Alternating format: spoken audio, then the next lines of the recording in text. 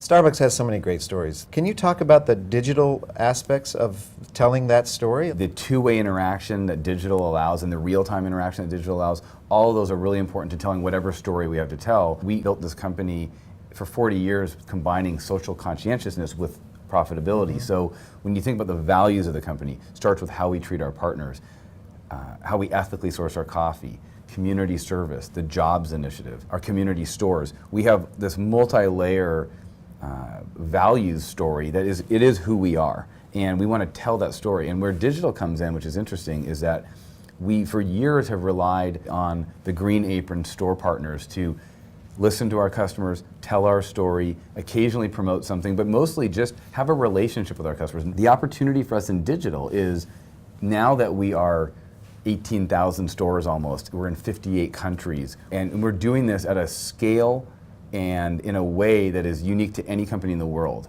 So digital gives us an ability to not have to put all of that weight to tell our story, to build our brand, all on the shoulders of our store partners. They are always going to be the front line. They are going to have that relationship and carry the weight.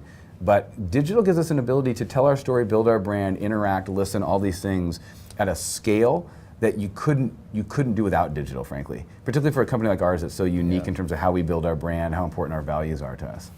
So you talk about community service, and that's such a huge component of what Starbucks does.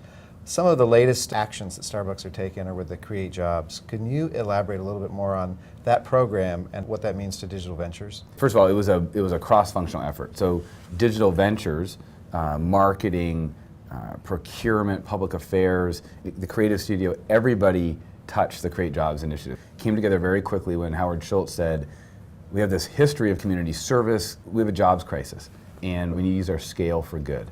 And he came up with the idea for the indivisible wristband and challenged us as a group to think about what we could do to raise awareness and dollars to help the jobs crisis.